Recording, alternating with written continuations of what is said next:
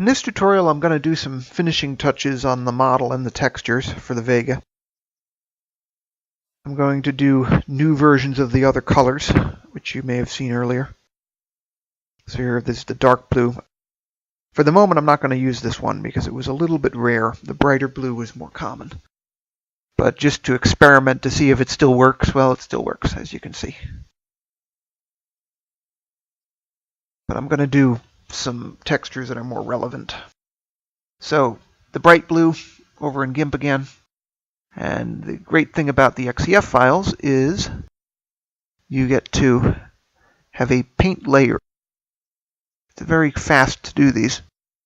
I was able to do several of these and still fit in some other stuff into this tutorial within a 10-minute span. So anyway, I kill the alphas.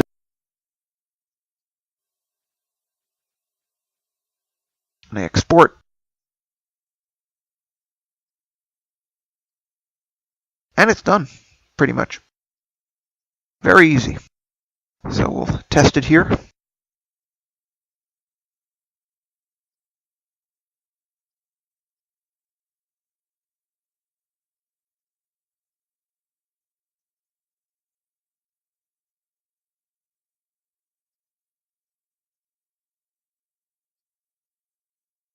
Very nice. I'm satisfied for now. I like how that looks. Of course, ideally, if you're going to render this, you'd want to do environment mapping to make it shiny and do a lot of other stuff to it. Here I'm being very, very basic because what you do with that will depend on what you export to or whether you're even going to render within Blender. Because oftentimes environment mapping, for example, will be handled by the game itself when you put it in a game. Here's my olive green texture from earlier. I'm going to modernize it here, if that's the right word. Maybe update would be a better word. So save an XCF file.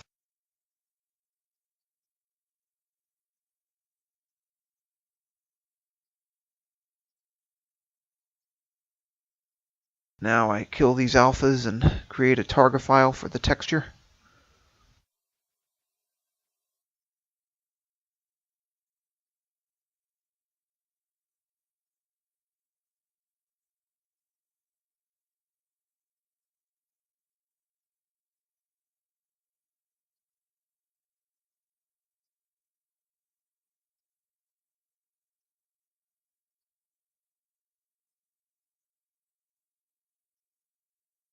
Now I'm going to do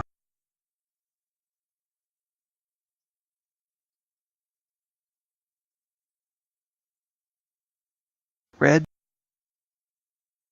I'm thinking of doing the orange and dark blue textures again later, but this is not completely finished yet, so I'm going to hold off on all of that.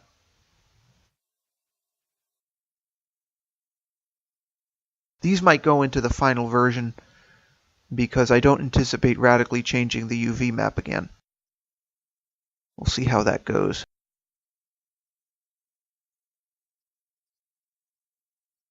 Very repetitive here. Just kill the alphas, export to targa. Sometimes a game won't accept a compressed targa. I should add that caveat.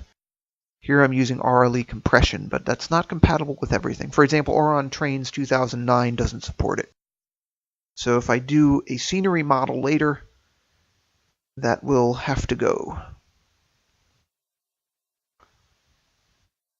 But it's easy enough. If you have the original XCF file, you just export to whatever format you need.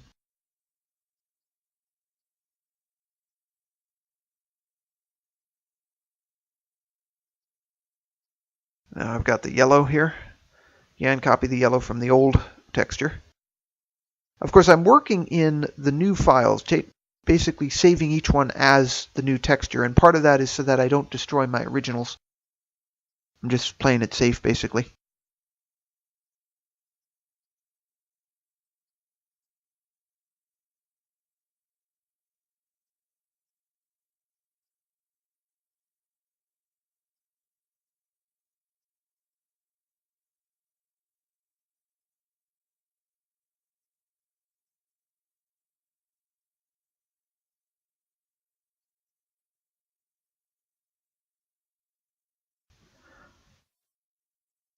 Here's what the red texture looks like. Of course, the red on the Vega was kind of a cherry red, or coral as some people call it. It wasn't bright hot rod red.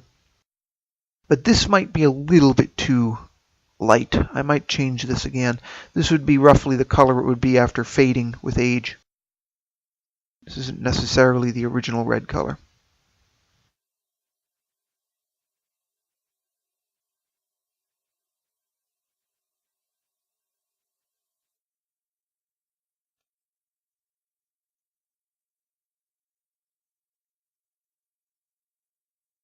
Here we'll do license plates, as I promised in an earlier tutorial. This will be very crude. These are just the date plates that they put on the cars for the rollout ceremonies. This way you can use these in any state, be equally inauthentic, but at least you have something there. And of course, if you have the XCF file, you can put authentic, say, New York or Ohio or Michigan or what have you plates on them.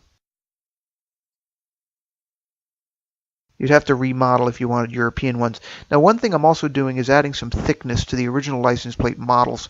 And the reason I'm doing this is that I've found that planes with no thickness can create compatibility issues with some other programs like 3D Studio Max or on trains.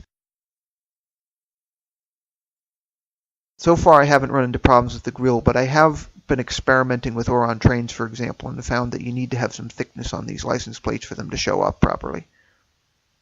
So I'm just extruding them backwards. Very, very simple. But if I want the UV map to be clean, I should just get rid of the UV map. Basically, select everything but the front face and convert it to the black material and assign the black texture. Not 100% authentic, because really it would be dark metallic gray in real life, but I'm making compromises here just because it's easier to do it this way. And in Oron trains, it's doubtful you would ever get close enough to see this. I might have to go with something more sophisticated for Street Rod 3. In the rear, it's a little bit trickier at getting the selections right, but otherwise it's exactly the same as on the front.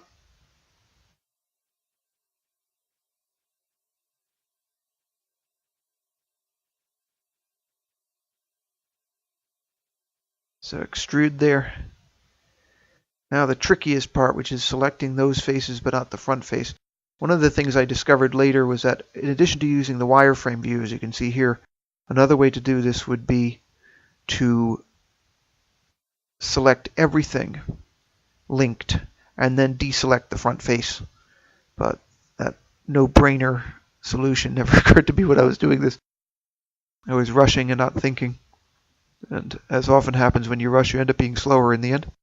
But anyway, I unwrap the back. That old UV map is now irrelevant, so I change to the black texture and the black material.